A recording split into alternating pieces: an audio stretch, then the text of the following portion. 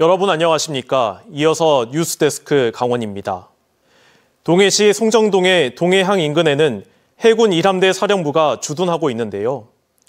사령부가 작전 헬기장 건설을 추진하면서 지역 주민들이 거세게 반발하고 있습니다. 왜 그런지 배현환 기자가 보도합니다. 해군 일함대 사령부 인근 도로변으로 현수막이 줄지어 내걸려 있습니다. 작전 헬기장 건설을 반대하며 동해시 송정동 주민과 사회단체 등이 걸어놓은 겁니다. 해군은 일함대 사령부 내 골프 연습장 부지에 오는 2027년까지 625억 원을 들여 해상 작전 헬기장 건립을 추진하고 있습니다. 북한 잠수함 투입 등 군사적 위협이 높아지는 상황에서 동해 해역에 대한 작전 수행을 위해서는 작전 헬기 지원 시설을 구축해야 한다는 겁니다. 하지만 지역 주민들의 반대가 거셉니다. 동해항 개항 이후 먼지와 소음 피해를 입고 있는데 이번에 헬기장까지 들어선다면 피해가 더 커진다는 겁니다.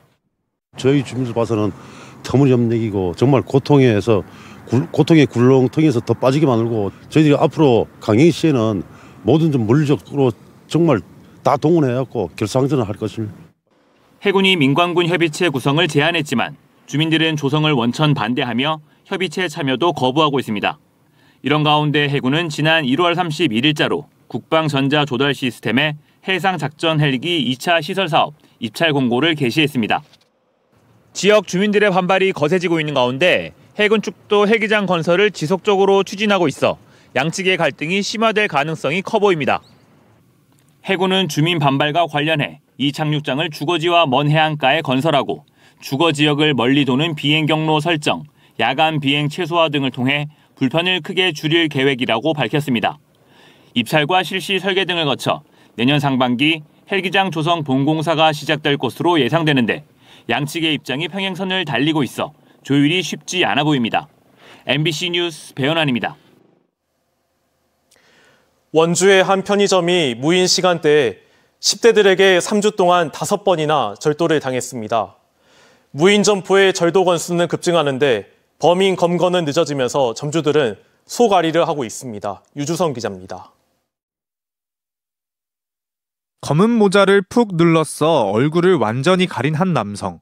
음료수를 꺼내 주머니에 넣습니다. 이 다음엔 능숙하게 계산대를 넘어가 담배까지 챙겨 나옵니다. 편의점을 빠져나온 남성은 밖에서 기다리던 일행과 함께 유유히 사라졌습니다. 지난 주말 원주의 한 편의점에서 동일범에 의한 5번째 절도 사건이 발생했습니다. 이들은 설 연휴 직전이었던 지난 8일 첫 범행을 시작으로 12일과 19일, 22일, 25일까지 총 5번의 절도 행각을 벌였습니다. 주로 노린 건 무인 시간대였습니다. 월세도 내야 되는데 매출이 너무 안 나와서 너무 힘들거든요. 그래서 제가 다른 일을 하고 있어서 그래서 어쩔 수 없이 이제 무인으로 돌리게 됐죠. 처음엔 얼굴도 가리지 않을 정도로 미숙했고 훔친 물건도 적었지만 3주가량 잡히지 않으면서 범행은 대담해졌고 공범까지 생겼습니다. 범인은 인근에 거주하는 10대들로 사건 최초 발생 시점에서 3주쯤 지나서야 붙잡혔는데 피해액은 몇만 원에서 50만 원까지 늘어났습니다. 꼬리가 길어도 너무 길었던 10대 2명은 마지막 절도 하루 만에 경찰에 검거됐지만 무인점포 절도 사건의 범인 검거율은 다른 범죄에 비해 낮은 편입니다. 무인점포 절도 건수는 2021년 3,500여 건에서 2022년 6천여 건으로 급증했지만 이 6천여 건 중 범인이 검거된 건 4,100여 건으로 검거율은 69%에 그쳤습니다. 2022년 전체 범죄 검거율 77%에 못 미치는 수준입니다. 업소에서도 스스로 범죄를 예방하기 위한 노력들을 해야겠지만 경찰도 빈발 장소의 거점 순찰을 좀 강화하고 범죄자의 조기 검거를 위해서 수사력을 좀 집중할 필요가 있어 보입니다. 경찰력에 한계가 있는 만큼 효율적이고 효과적인 경찰력 분배와 함께 무인점포 측의 범죄 예방 노력도 병행돼야 한다는 지적이 나옵니다. MBC 뉴스 유주성입니다. 늘봄학교 수요조사 결과 도내 초등학교 1학년 학생의 59%가 신청했지만 기간제 교사가 여전히 부족한 것으로 조사됐습니다. 강원도 교육청에 따르면 제도 운영을 위해 84개 학교에 84명의 기간제 교사가 필요하지만 채용이 완료된 교사는 80명으로 4명이 부족한 상황입니다. 도교육청은 부족한 기간제 교사 4명은 추가 공고 뒤 배치할 계획입니다. 교육청은 늘봄학교를 1학기 84개 초등학교에서 시행한 뒤 2학기부터 도내 모든 초등학교로 확대할 예정입니다. 강원도가 수소경제를 지역에 적합한 특성화 산업으로 규정하고 수소에너지 산업을 육성하기로 했습니다. 강원도는 2019년 수소시범도시, 2020년 수소규제 자유특구, 2023년 수소저장 운송 클러스터 등 수소 관련 중앙정부의 주요 사업에 선정됨에 따라 수소산업 기반 구축과 수소경제 활성화에 본격적으로 나섭니다. 2028년까지 3,177억 원이 투입되는 수소저장 운송 클러스터 조성 사업은 삼척과 동해에 기반이 조성되며 삼척시 액화수소 신뢰성 평가센터 건립은 내년 준공까지 차질 없이 추진합니다. 청정수소 생산기지 구축에는 동해시 생산시설 기본설계 추진과 수전의 시스템 발주가 다음 달 이뤄지며 2026년까지 250억 원을 집행합니다. 강원도가 올해 국가지정문화재 보수 정비를 위해 국비 177억 원을 확보해 18개 시군 113곳에 사용합니다. 그동안 예산 부족으로 지역 문화재의 보수 정비와 관리에 어려움을 겪어왔지만 국비 확보로 체계적이고 효율적인 보수 정비를 계획하고 있습니다. 특히 관람객이 많이 찾는 문화재에서 수리가 진행될 경우 안전 관리를 철저히 하고 예산을 조기 집행해 지역 상권 활성화를 유도할 계획입니다. 프로축구 강원FC가 춘천 홈 개막전에서 제주 유나이티드를 상대로 1대1 무승부를 기록했습니다.